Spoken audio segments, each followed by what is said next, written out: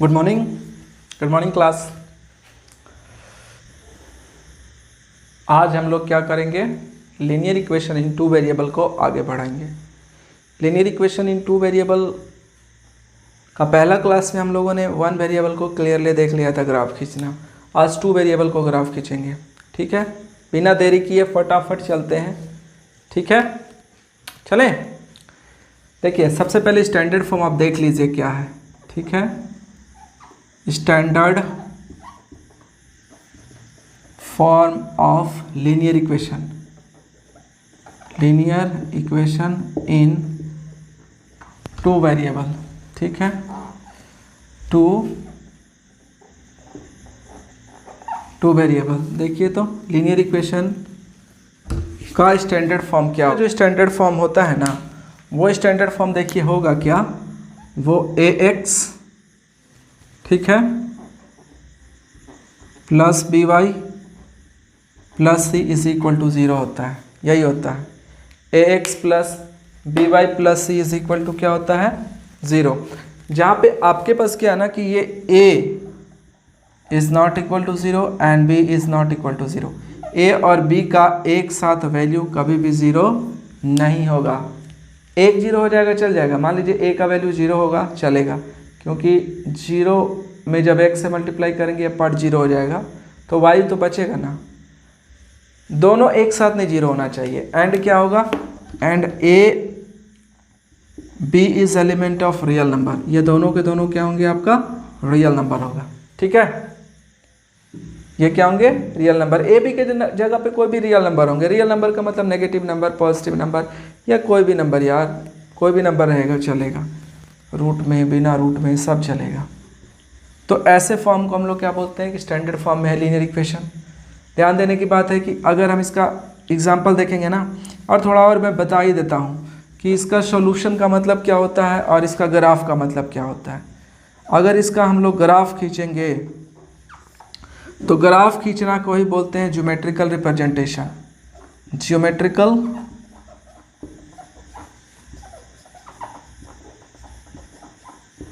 Representation.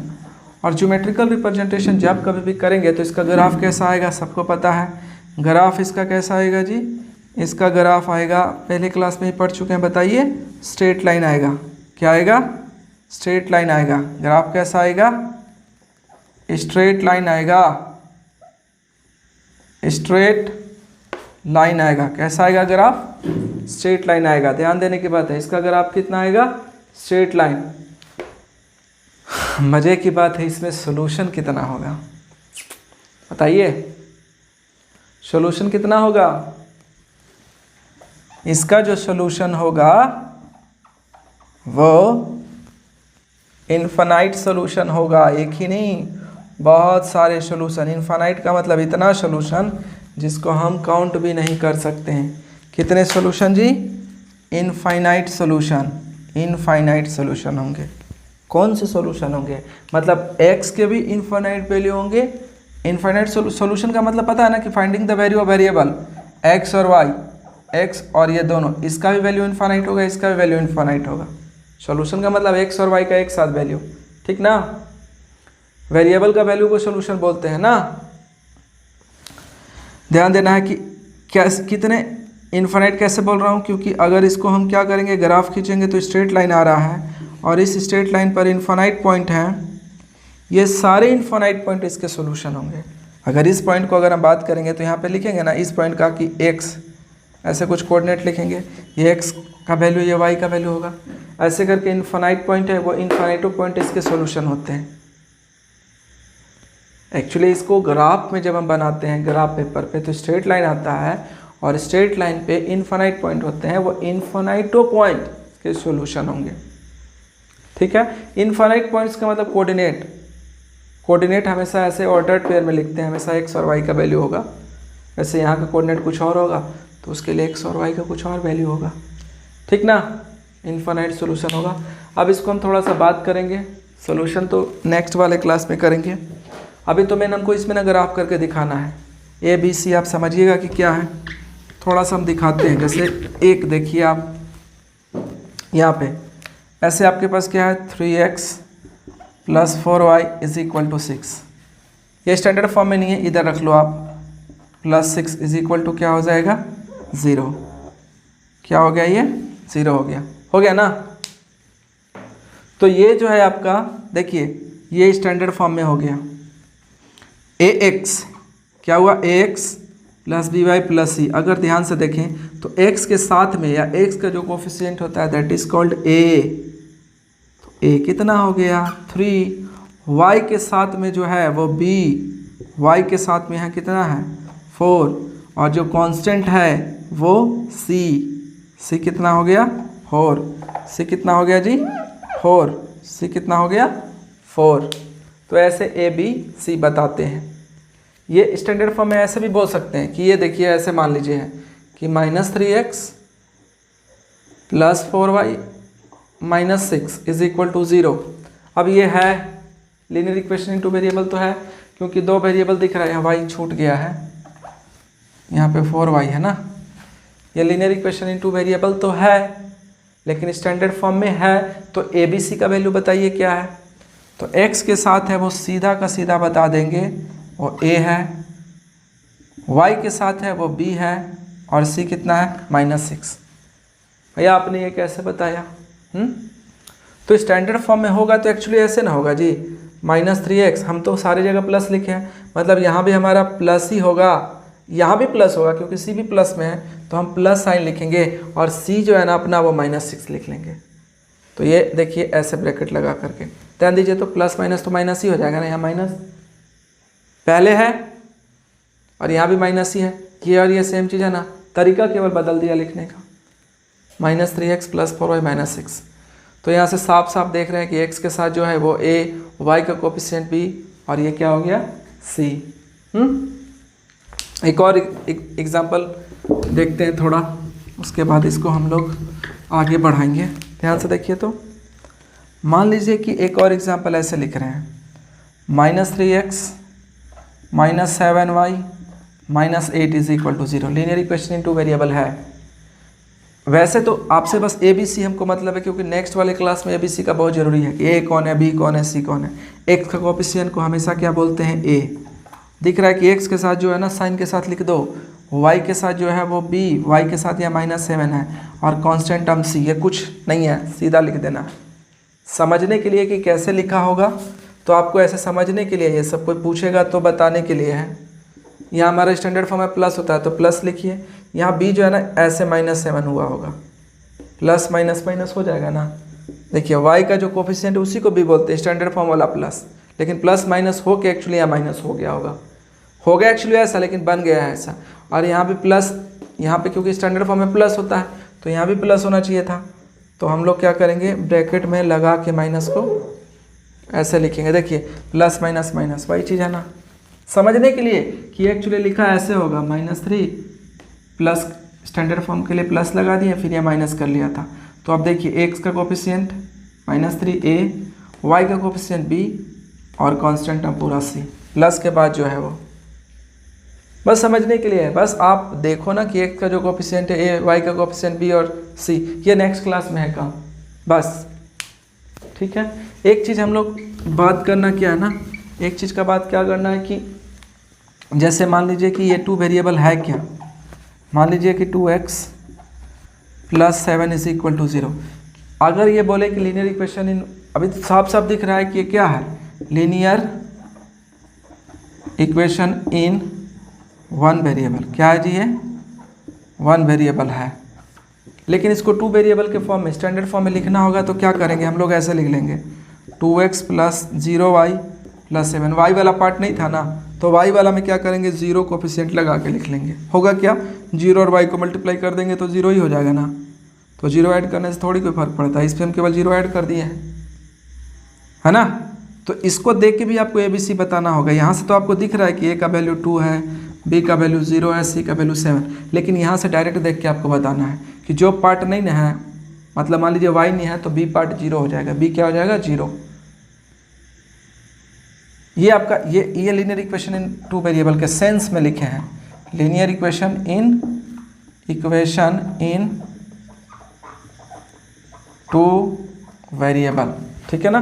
वैसे ऐसे भी हो सकता है, मान लीजिए यहाँ पे हम लिख रहे हैं कि ये 2x की जगह पे 2y plus 6 is equal to 0, ऐसे की भी बोल सकता है कोई। तो इसको भी हम 2 वेरिएबल जब बना के लिखना होगा तो 0 प्लस एक्स प्लस ऐसे लिखेंगे, x वाला पार्ट नहीं था, x वाला पार्ट 0 के साथ लिख लेंगे, 0 इंटू एक्स। उससे क्या होगा कि ये पूरा x और y दोनों वेरिएबल शो हो जाएगा और लीनियर इक्वेशन इन 2 वेरिएबल के सेंस में इसको हम लोग बोल सकते हैं। तो जितने भी लीनियर इक्वेशन इन 1 वेरिएबल है ना, उसको 2 वेरिएबल या 3 वेरिएबल में बना के लिख सकते हैं, ठीक है ना। लेकिन 2 वेरिएबल वाला को 1 वेरिएबल में नहीं बना के लिख सकते। ये 2 वेरिएबल है, इसको 1 वेरिएबल में नहीं लिख सकते हैं, लेकिन ये 1 वेरिएबल को 2 वेरिएबल में लिख सकते हैं, है ना। हम लोग क्या बोल रहे हैं कि 1 वेरिएबल को 2 वेरिएबल में लिख सकते हैं, एरो इधर है ना अपना, लेकिन 2 वेरिएबल को 1 वेरिएबल में नहीं लिख सकते हैं, नहीं लिख सकते हैं, क्योंकि इसको x और y 2 वेरिएबल एक कैसे करेंगे, है ना। तो जितने भी 1 वेरिएबल वाले हैं ना, उसको 2 वेरिएबल के फॉर्म में ऐसे लिखेंगे और a और b और c बताएंगे, ठीक है। शायद समझ में आ गया होगा। अगर y है यहाँ से तो बताया नहीं, a b c ना, यहीं से इसी को देख के बताना, इसको लिखने की जरूरत नहीं है, चाहे तो लिख भी सकते हैं। a कितना x नहीं था तो x का कोफिशिएंट को a बोलते हैं और y के कोफिशिएंट को b बोलते हैं, और कांस्टेंट टर्म इधर वाला जो होता है वो होता है कांस्टेंट टर्म यहाँ 6 है, ठीक है। अब हम सीधा ग्राफ पे आ जाते हैं, ग्राफ खींचने। अभी तक हम लोग सीख लिए कि कोई भी लीनियर इक्वेशन है कि नहीं है, पहचान लेंगे। यही है लीनियर इक्वेशन का स्टैंडर्ड फॉर्म, याद रखना है। ये और ये दोनों एक साथ जीरो नहीं होगा, एक हो जाएगा जीरो। अगर मान लीजिए ये जीरो हो गया ना, तो ये खत्म हो जाएगा, ये तो बचेगा ना भाई। तो 1 वेरिएबल में रहेगा तो उसको तो 2 वेरिएबल के सेंस में हम समझ ही सकते हैं। ध्यान देना, कभी ऑब्जेक्टिव क्वेश्चन में आ जाएगा क्या ये दोनों जीरो हो सकता है? नहीं, बिल्कुल नहीं हो सकता। क्या एक जीरो हो सकता है? ए जीरो हो सकता है? हाँ हो सकता है, दोनों एक साथ नहीं, ए अभी दोनों में से कोई एक जीरो हो जाए, कोई दिक्कत नहीं। एक 1 वेरिएबल तो रहेगा ना, तो इक्वेशन बरकरार रहेगा। दोनों जीरो हो जाएगा तो वेरिएबल ही खत्म, इक्वेशन ही खत्म। बिना वेरिएबल का थोड़ी ना इक्वेशन होता है, ठीक। अब हम क्या कर रहे हैं ना कि आपको ग्राफ खींचने सिखाते हैं कि स्ट्रेट लाइन कैसे बनता है ग्राफ। एक छोटा सा इक्वेशन लेते हैं, जैसे आपके पास हो गया ना ये 2x plus 3y is equal to, हमने 6 ले लिया, एक छोटा सा इक्वेशन ले लिया है, ठीक है। इसका ग्राफ खींच के दिखाते हैं आपको, ठीक है ना। इसका क्या करते हैं, आपको ग्राफ खींच के दिखाते हैं। देखिए ध्यान से, ये x है और ये y है, ग्राफ कैसे बनेगा। 2 वेरिएबल में है, स्टैंडर्ड फॉर्म में नहीं है, कोई बात नहीं। सबसे पहले क्या करना होता है, x या y का वैल्यू निकाल लेते हैं। हम लोग क्या करते हैं, y का वैल्यू निकालते हैं। y निकालने के लिए इस पार्ट को रखें, उस पार्ट को उधर भेज दें। y वाला निकालना है तो y को इधर रखिए, ये उधर गया तो 2x हो गया। उसके बाद ये मल्टीप्लाई में है, उधर जाएगा तो क्या होगा जी, डिवाइड में। ये काम कर लेना है पहला काम। अब ये काम हो गया, y का वैल्यू निकल गया। देखिए जब y का काम निकल गया ना, y निकल गया तो एक बॉक्स बनाते हैं, ये x है, ये y है। हम लोग क्या करते हैं, x का वैल्यू रखते हैं। अब x का वैल्यू रखते हैं, कुछ भी रख सकते हैं, 1 2 3 4 5 -1 -2 -3 -4 0, हाँ कुछ भी रख सकते हैं। रखने के लिए सोचने का आधार है कि पहले जीरो सोच के देखना है, उस पर अगर अच्छा वैल्यू है, अच्छा वैल्यू का सेंस हो गया यहाँ पे कि मतलब कि दशमलव में नहीं आना चाहिए, एक नेचुरल नंबर आना चाहिए। नेचुरल नंबर आएगा तो अच्छा वैल्यू हम बोलेंगे यहाँ के लिए, ठीक है। तो x का कुछ भी वैल्यू ले सकते हैं ना। तो लेने का तरीका है कि पहले ऐसे सोचना, आप पहले क्या सोचना कि 0, फिर -1 1 2 -2 3 -3 4 -4, ऐसे पैटर्न बढ़ाना। ऐसे सोचना कि 0 पे अगर काम हुआ तो ठीक है, नहीं तो -1, इससे भी नहीं हुआ तो 2 पे, नहीं हुआ तो 3 पे। और जब सोचते सोचते आदत हो जाएगा तो जो कुछ भी अचानक से कुछ भी वैल्यू ले सकते हो आप, जिससे कि अच्छा वैल्यू आ जाए, है ना। देखिए तो सबसे पहले क्या करेंगे, हम लोग खींचने सिखाते हैं इसको। x का वैल्यू 0 रखा, तो 0 रखेंगे तो क्या होगा, देखिए अभी मैं पूरा डिटेल में बता रहा हूँ ना। तो 0 रखेंगे तो y का वैल्यू क्या आएगा, देखिए 6 × 0 डिवाइड बाई 3। ये y निकल रहा है, ये y निकल रहा है जी, ये y निकल रहा है। तो 6, ये 0 हो जाएगा ना, -2 × 0। देखो x का वैल्यू 0 रखे हैं, ये 0 रखे हैं ना, तो क्या आ जाएगा, 6 - 0 3 2 जा 6, कितना आया, 2 आया। कितना आया, 3 2 जा 6, 2 आया। एक वैल्यू आ गया ना, ये 0 लिए तो 2 आया। दूसरा क्या भर के देखना है जी, x का वैल्यू 1 ले लो, 1 ले लो, 1 पे ही आ जाएगा। x = जब 1 लोगे तो देखो क्या हो जाएगा, 6 - 2 × 1, डिवाइड बाई 3, ये अपना y बन जाएगा। देख लीजिए 2x के जगह 1 लिया, यहाँ पे इंटू था ना, तो x के जगह, तो ये अपना y क्या हो जाएगा 6 - 2 डिवाइड बाई मतलब 4/3। रिजेक्ट, अच्छा वैल्यू नहीं आया, हटा देंगे। ठीक है, जब नहीं आता है तो हटा देते हैं। अभी पहला क्वेश्चन है इसीलिए, नहीं तो मन ही मन करेंगे सारा, है ना, इसको नहीं लेंगे। अब -1 करके देखते हैं। -1 में देखो क्या होगा ना कि अगर 6 -1 अगर रखिएगा ना तो ऐसे होगा, y = ना क्या होगा, माइनस और माइनस मल्टीप्लाई होगा, प्लस हो जाएगा डिवाइड बाई 3। ये भी कितना हो जाएगा 8/3, ये भी कितना हो जाएगा 8/3। ये भी देखो फ्रैक्शन में आ गया, इसको भी नहीं लेंगे। तो क्या करेंगे, अभी 1 -1 सोचे, अब क्या लेंगे 2 लेके देखते हैं। अब 2 लेके भी देखेंगे तो 2 लेंगे ना इसके जगह 2, तो y = क्या निकलेगा अपना, y x के जगह क्या रखेंगे 2, तो y देखिए क्या निकलेगा 4 डिवाइड बाई 3, ये निकल गया 2/3। इसको भी रिजेक्ट कर देंगे। मन में करके देखेंगे हम, अभी और देखो दिखाते हैं, और देखिए दिखाते हैं क्या। अब क्या करते हैं ना हम, हाँ पे तो आपको दिखा दिया कि 10/3 आएगा। अब x = क्या लेते हैं 3 लेते हैं, देखिए कितना अच्छा वैल्यू आएगा। y = 6 × 2 × 3 डिवाइड बाई, यहाँ पे माइनस है, ये ना है आपका इक्वेशन, हाँ, तो आपके पास हो जाएगा 6 डिवाइड बाई 3 मतलब 0/3 मतलब 0। अगर हम 3 रखेंगे x का वैल्यू तो ये कितना आएगा 0 आएगा। कितना आएगा, बस हो गया, ग्राफ खींचा गया। और क्या, यही तो करना है। देखिए क्या करते हैं, अब क्या करना है, कोऑर्डिनेट एक्सिस को बना लेना है। क्या करना है, x डैश, ये आपका y डैश। जब ये बॉक्स बन जाए, रेडी हो जाए, तो कोऑर्डिनेट एक्सिस बना लेंगे। x एक्सिस है 1 2 3 4 5 -1 -2 -3 1 2 3 4। एक बात है ना कि ग्राफ जो है ना, आपको ग्राफ कॉपी पे बनाना है। ठीक है, ये जो ऐसे क्वेश्चन है ग्राफ कॉपी पे बनाना, पेंसिल से बनाना है, स्केल का यूज़ करना है। मैं स्केल का यूज़ यहाँ पे नहीं कर पाऊँगा। ठीक है, देखिए जब ये बन गया, इस दोनों पॉइंट को प्लॉट करिए। पहला पॉइंट होगा 0 2, दूसरा पॉइंट होगा, पहला पॉइंट क्या होगा 0 2 और दूसरा जो पॉइंट होगा 3 0। दोनों पॉइंट को प्लॉट कर दीजिए, बात खत्म। x क्या है 0 2, 0 2 का मतलब क्या, जहाँ x 0 होगा उसी के सामने y 2 होगा। 0 2 ये पॉइंट हो गया आपका 0 2, एक पॉइंट प्लॉट कर लिए। अगला है 3 0, अगला क्या है जी, यहाँ पे देखिए ये 3 है, y के जगह हमने क्या किया 0। ठीक है, तो ये आपका 3 0 हो गया ना, देख लो 3 0। अब ये दोनों पॉइंट को स्केल रखना है, मिलाना है, ऐसे स्केल रखिए, मिलाइए और खींच दीजिए। स्केल से खींचना है, ध्यान देना है, स्केल से खींचना है। ये जो लाइन आया आपका डिज़ायर लाइन आया, इसका ग्राफ आया। ये जो लाइन आया ना, इसका ग्राफ आया, या यही लाइन को हम लोग क्या किए ज्योमेट्रिकली रिप्रेजेंट कर लिए। ठीक है, देखिए इस पर जितने भी पॉइंट होंगे, ध्यान देने की बात है, इस पर जितने भी पॉइंट होंगे, कितने पॉइंट होंगे, इनफाइनाइट पॉइंट होंगे, सारा इस इक्वेशन का सोल्यूशन होगा। बताया था ना कि इनफाइनाइट सोल्यूशन होता है। बताए कि नहीं बताए हैं, पता नहीं बताए कि नहीं, अभी बता देंगे, नहीं बताए तो ठीक है ना। ये इनफाइनाइटो पॉइंट इसके क्या होंगे, सॉल्यूशन होंगे। ठीक है, समझते हैं, शायद आपको आ गया होगा। वैसे जैसे मैं यहाँ पे y निकाला था ना, वैसे मैं x बना के भी, x लेकर भी बना सकता था, कोई दिक्कत नहीं, x निकाल के भी बना सकता था। अभी आगे जो क्वेश्चन है ना, उसमें x निकाल के भी दिखाऊंगा, फिर लास्ट में मैं तुरंत लाइन खींचने सिखा दूंगा।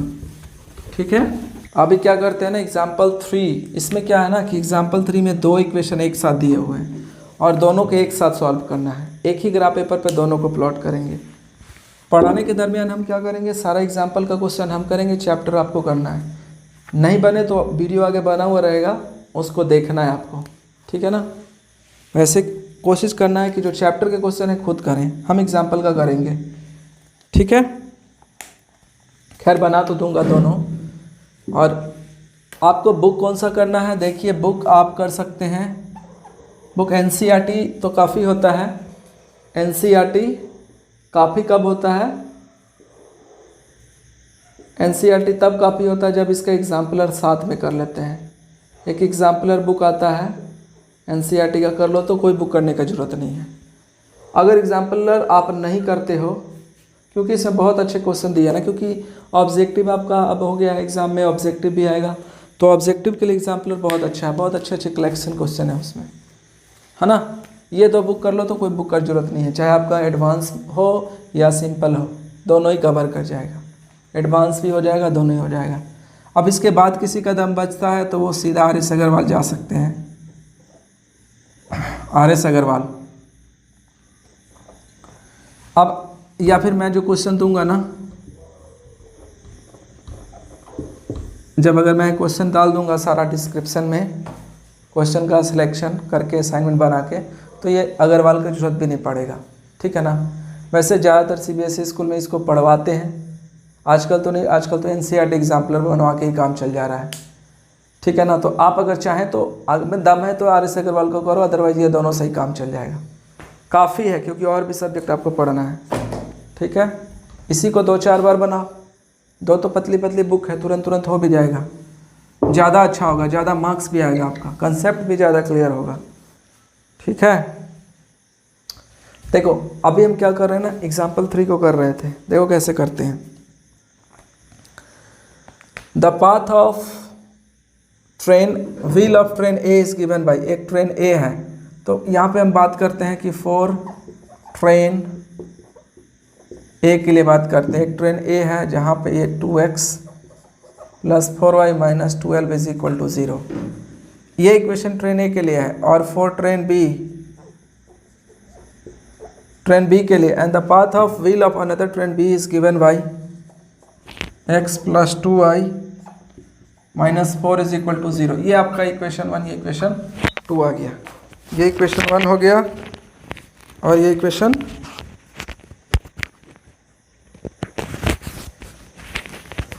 2 हो गया, ठीक है। देखिए इसको पहले हम लोग करेंगे, देन इसको करेंगे। हम बोले थे ना कि x या y दोनों में से जो मर्जी आपका वैल्यू निकाल लीजिए, उसके आधार पे करिए। तो देखिए हम लोग क्या करेंगे, देखिए पहले हम ट्रेन A के लिए चलेंगे, पहले इक्वेशन 1 का हम लोग सॉल्व करेंगे। 3x plus 4y minus 12 is equal to क्या हो गया 0। यहाँ से हम x निकाल कर दिखा रहे हैं, उस बार y करके दिखा देना। तो इस बार हम क्या करेंगे, 2x, ये माइनस उधर गया तो क्या हो जाएगा, माइनस उधर गया तो प्लस 12, ये 4y को भी उधर ले चलते हैं तो माइनस 4y, क्यों, क्योंकि इधर क्या है प्लस में। अब अगला स्टेप में क्या होगा, अगला स्टेप जो है ये मल्टीप्लाई में है, उधर जाएगा तो क्या हो जाएगा डिवाइड में हो जाएगा, डिवाइड बाई 2। यहाँ दिखेगा कि नहीं दिखेगा पता नहीं, मैं इधर लिख रहा हूँ। अगला स्टेप क्या हो जाएगा, x is equal to 12 minus 4y divide by 2, ये हो गया। x का वैल्यू निकल गया ना। इस जो देखो एक चीज़ बता देना चाहूँगा, पता नहीं पिछला में बताया था कि नहीं, ये जो y जो है ना, y का जो मर्जी वैल्यू ले सकते हैं, इसीलिए इंडिपेंडेंट वेरिएबल कहते हैं इसको। बताया नहीं गया है, क्वेश्चन में कहीं पूछ देता है कि बताओ कि डिपेंडेंट कौन है, इंडिपेंडेंट वेरिएबल कौन है, इसलिए बता रही है इंडिपेंडेंट वेरिएबल है, इंडिपेंडेंट वेरिएबल। और ये जो निकाल रहे हो ना आप x, ये है आपका डिपेंडेंट। डिपेंडेंट इसीलिए, ये डिपेंडेंट इसीलिए ना है क्योंकि y के वैल्यू के आधार पे इसका वैल्यू आ रहा है, y पर ये टोटल डिपेंडेंट है, y का जो वैल्यू रखोगे उसी के आधार पे x आएगा, है ना। ये लिखना जरूरत नहीं था, मैं बता के रख रहा हूँ, ठीक है। तो चलिए, तो क्या होगा कि हम एक बॉक्स बनाएंगे, देखिए बॉक्स कुछ ऐसा होगा, x और ये y। हम इस बार क्या करेंगे, y का वैल्यू लेंगे, y का वैल्यू लेंगे तो y में रखिएगा, y का वैल्यू 0 ले लेते हैं। अच्छा वैल्यू आ रहा है मेरे को दिख गया, 0 रखेंगे तो क्या होगा, आप सॉल्व करके हम दिखा रहे हैं। एक्चुअली आप 10th में हैं, हमको सॉल्व करके दिखाना पड़ेगा। 4 इंटू 0, वाई का वैल्यू 0 रखें तो क्या आएगा, ये क्या आएगा x ना आएगा। तो देखिए 4 माइनस 4 इंटू 0, 0 डिवाइड बाई 2, 12 क्या आया 6 आया, कितना आया 6। उसके बाद क्या करेंगे, उसके बाद क्या करेंगे जी, उसके बाद ऐसा करते हैं 1 रख लेते हैं। ये बहुत आसान सा क्वेश्चन है। 1 अगर रख लेंगे तो क्या हो जाएगा, x इज इक्वल टू, यहाँ पे सॉल्व कर देना। 1 रखने पे देखिए क्या होगा, 12 माइनस 4 इंटू 1 डिवाइड बाई 2। तो 12 माइनस 4 डिवाइड बाई 2 कितना हो गया 8। तो आप देख लीजिए 4 आएगा। हमने कुछ नहीं किया, बस क्या किया देखो, ये x है जी। क्या किया ना कि हम y का वैल्यू 1 ले लिए, तो 12 था 12 लिखा, माइनस था माइनस, 4 इंटू वाई की जगह 1 ले लिए। क्या किए हैं, अगर किसी को दिक्कत है तो ऐसा लिख भी सकते हैं, है ना। तो कितना आ गया, 4 आ गया। अगर हम लोग 1 रखें, सॉरी y का वैल्यू कितना रखें, 1, y में लिखना है, गड़बड़ नहीं कर देना है। इसलिए मैं y निकालता हूँ ताकि दिक्कत नहीं, x लेते हैं y आता है। लेकिन अगर आप उल्टा अगर x निकाल रहे हैं तो y ले रहे हैं तो y में लिखिए वैल्यू, और जो आएगा ना वो x आएगा वो x में लिखिए। ये एक काम हो गया, ठीक है। देखिए ये मैं लिख दिया था, मिटा देता हूँ। समझना है कि ये इंडिपेंडेंट है, इंडिपेंडेंट मतलब आज़ाद, हाँ। इंडिपेंडेंस डे मनाते हैं ना, कुछ भी ले सकते हैं इसका वैल्यू। अब क्या करेंगे, फॉर ट्रेन बी के लिए भी बॉक्स बनाएंगे। अब ट्रेन बी वाले केस में हम ना अभ्यास करने के लिए वाई निकाल के दिखाते हैं। आप एक्स करके भी निकाल सकते हैं, कोई दिक्कत नहीं है, ठीक है। फॉर ट्रेन बी के लिए चलेंगे, फॉर इक्वेशन 2, इक्वेशन 2 के लिए देखिए क्या है आपके पास, x + 2y - 4 = 0, यही ना। हम y निकालेंगे, y हमको निकालने में एक ज़्यादा अच्छा है निकालना इसमें, क्योंकि सीधा ही निकल जाएगा, मल्टीप्लाई करने का ज़रूरत नहीं है। उधर गया तो 2y माइनस में हो जाएगा, ये उधर गया तो प्लस में। 0 लिखने का कोई मतलब नहीं है, क्योंकि 0 ऐड हो गया तो वही हो जाएगा ना। ये देखो माइनस में उधर गया तो, और ये माइनस वाला पार्ट उधर प्लस में। अब एक बॉक्स बनाइए, देखिए बॉक्स, ये क्या हो गया आपका x, ये क्या हो गया आपका y। बॉक्स तो आसान है बनाना, इसमें तो कोई दिक्कत ही नहीं, जो मर्जी भरो ना यार। 0 भरे तो ये 4 आ जाएगा। देखिए तो आसानी से आ रहा है ना। अगर हम 0 भरें तो y के जगह ना 0 भरेंगे, हाँ, तो y के जगह 0 भरिए, y के जगह 0 भरेंगे तो x हमारा क्या आएगा, 4 आएगा। देखिए कैसे, y के जगह ना 0 भरे हैं तो जो आएगा वो क्या आएगा, 0 + 4 मतलब x = 4 आएगा, ठीक है। अभी कुछ और भर के दिखाते हैं। अब मान लीजिए कि हम लोग क्या कर रहे हैं कि y = भर दे रहे हैं 2, क्या भर रहे हैं, y = 2, 1 कुछ भी भर लो ना, 1 भी भर सकते हो, कोई दिक्कत नहीं है। 1 भरेंगे तो क्या आएगा, देखना -2 है, y के जगह हमने क्या भरा, यहाँ पे दिखेगा नहीं, पता नहीं, y के जगह हमने 1 भरा +4, डिवाइड कुछ तो करना नहीं है, तो ये जो हमारा x ही ना निकलेगा,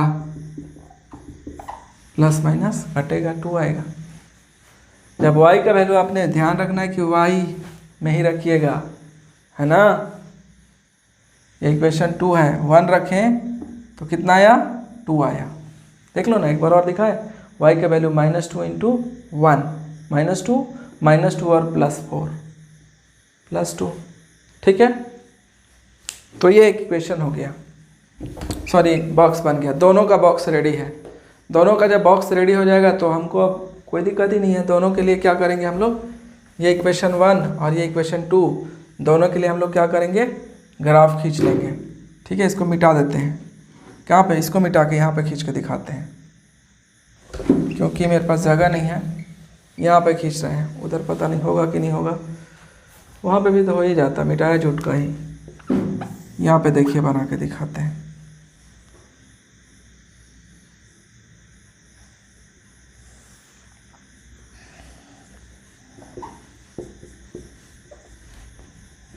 दिख रहा है, देख लूँ, हाँ पूरा दिख रहा है। क्या करेंगे फिर, प्लॉट करेंगे, 1 2 3 4 5 6 तक है, ज़्यादा कम भी हो सकता है, -2 -3, ये 1 2 3 4, और इधर हो जाएगा -1 -2 -3। देखिए पहला लाइन के लिए हम करेंगे 60, पहला पॉइंट हो जाएगा 60, यहाँ पे है 60, x3 उसी के सामने y0, ये हो गया 60, और ये 4 1, ये आपका हो गया 4 उसी के सामने 1, ये हो गया आपका 4 1। ये दोनों के हेल्प से स्केल लगाएंगे और एक लाइन कुछ ऐसा खींच लेंगे, ऐसा आ जाएगा, ठीक है। क्या हो जाएगा, ऐसा आ जाएगा। इसका ना पैरेलल आने वाला है ग्राफ, देख लीजिएगा, ये आ गया 40। अगला लाइन के लिए आप चाहो तो इसको लिख भी सकते हो कि किसका इक्वेशन है। ये पहला लाइन का इक्वेशन है, इसलिए इसका नाम लिखेंगे 2x, ब्लू से लिखते हैं ना। ये जो लाइन आया है ना, ये लाइन देखिए ये किसका है भैया, 2x + 4y - 12 = 0 का ग्राफ है। इस लाइन ये इस इक्वेशन का है ना, इक्वेशन का नाम लिख लिए। अब दूसरा इक्वेशन, इस इक्वेशन का ग्राफ खींच रहे हैं। 40 कहाँ पे होगा 40, यहाँ पे होगा 40। x 4 और y कितना होगा 0।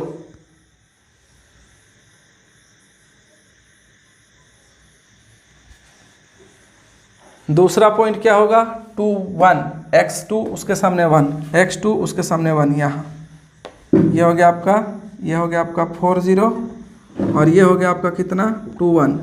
अब ये दोनों के हेल्प से आप ग्राफ खींचिएगा तो कुछ ऐसा आएगा। आप ग्राफ को भी खींचना तो ये पूरा पैरेलल आएगा। कैसा आएगा पूरा पैरेलल, ये दिखेगा आपको। मेरा तो पूरा नहीं दिखा क्लियर, आपको दिखेगा पूरा पैरेलल आएगा।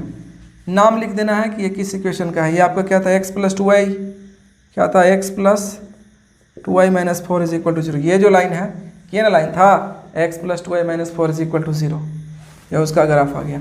दोनों को हमने क्या किया, ग्राफ पे खींच लिया। और दोनों का ग्राफ कैसा आ गया जी, दोनों का ग्राफ क्या आ गया, पैरेलल आ गया। ध्यान देना, कल हम बात करेंगे कि जब दो इक्वेशन का ग्राफ पैरेलल आ जाता है तो लाइन जो होते हैं ना, लाइन होते हैं अगर पैरेलल हो जाते हैं तो इक्वेशन आपका क्या होता है, इक्विवेलेंट इक्वेशन होता है। क्या होता है, इक्विवेलेंट इक्वेशन। और इक्विवेलेंट इक्वेशन का कोई सॉल्यूशन नहीं होता है। अभी सॉल्यूशन जब हम पढ़ाएंगे आगे तब ना, कोई सॉल्यूशन नहीं होता है, नो सॉल्यूशन होता है। ठीक है, ऐसे करके आपका ये चैप्टर ख़त्म हो गया है, ग्राफ खींचने वाला, लीनियर इक्वेशन इन 2 वेरिएबल का। लेकिन हम क्या कर रहे हैं ना कि शॉर्टकट में खींचने सिखा देते हैं कि कैसे कैसे ग्राफ खींचते हैं, कि ये बिना कुछ किए हुए। अपने अभी तो बहुत सारा क्लास में भी ग्राफ खींचेंगे ताकि आपको दिक्कत ना हो, लेकिन इस क्लास में भी क्या करते हैं, थोड़ा शॉर्टकट सिखा देते हैं ताकि आपको दिक्कत ना हो। ठीक है, अगर 2-3 इक्वेशन कभी भी एक ही ग्राफ पेपर पे प्लॉट करना है तो उसका बॉक्स बनाना होगा x या y का वैल्यू निकाल करके। दूसरा इक्वेशन का भी x या y का वैल्यू निकालिए, उसका ही बॉक्स बनाइए और इस बॉक्स के हेल्प से उसी ग्राफ पे प्लॉट करिए, एक लाइन बन जाएगा। इस बॉक्स के हेल्प से एक और लाइन प्लॉट करके बना लीजिए दोनों। ठीक है, बहुत सारा बात होगा वो नेक्स्ट क्लास में। और अगर लाइन पैरेलल आते हैं तो क्या होता है, इक्विवेलेंट लीनियर इक्वेशन इन 2 वेरिएबल हो जाता है और उनका कोई भी सोल्यूशन नहीं होता, वो पूरा नेक्स्ट वाले क्लास में होगा। देखिए इसी इक्वेशन को हम क्या करते हैं ना कि जल्दी से बना के दिखाते हैं। ये ट्रेन ए था, ट्रेन ए के लिए क्या था, ट्रेन ए था ना, देखो ट्रेन ए था तो ट्रेन ए का जो इक्वेशन दिया हुआ था कि उसका व्हील जो चल रहा है उसका इक्वेशन ऐसा था। हम इसका ग्राफ देखिए तुरंत बना देंगे, तुरंत। ये तुरंत कैसे बनाएंगे, डायरेक्ट हम लोग बॉक्स क्रिएट करेंगे। क्या करेंगे, सीधा बॉक्स बनाएंगे। एग्ज़ाम में आपको नहीं बनाना है, ऑब्जेक्टिव क्वेश्चन में ये करना है। मैं इसलिए हर बार शॉर्ट बताते चलूँगा ताकि ऑब्जेक्टिव क्वेश्चन भी रहेंगे। तो ऑब्जेक्टिव क्वेश्चन को देखा नहीं कि सॉल्यूशन लिखना होता है, ठीक है ना, तो उसके लिए तो बताना बहुत ज़रूरी है और मैं पूरा पढ़ाऊँगा, है ना।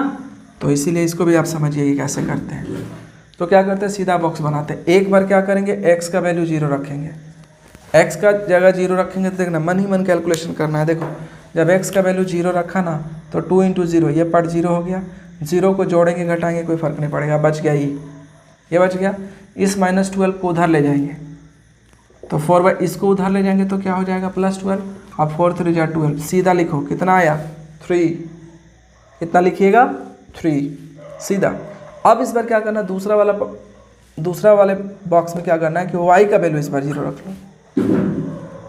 y का वैल्यू 0 रखोगे तो देखो क्या हो जाएगा, y जैसे ही 0 रखेगा 4 × 0 0 हो जाएगा। इस पार्ट को ख़त्म क्योंकि 0 हो गया। अब बच गया 2x - 12 = 0, उसको उधर ले जाइए तो 2x = क्या हो गया 12, 2 × 6 = 12। अब डायरेक्ट करने सीखना है। देखिए y 0 लिखे हैं तो y में 0 तो x आ जाएगा। अब जैसे ही आया तो आप क्या करोगे, इसका ग्राफ खींच लो तुरंत, कोई दिक्कत ही नहीं है। एक्स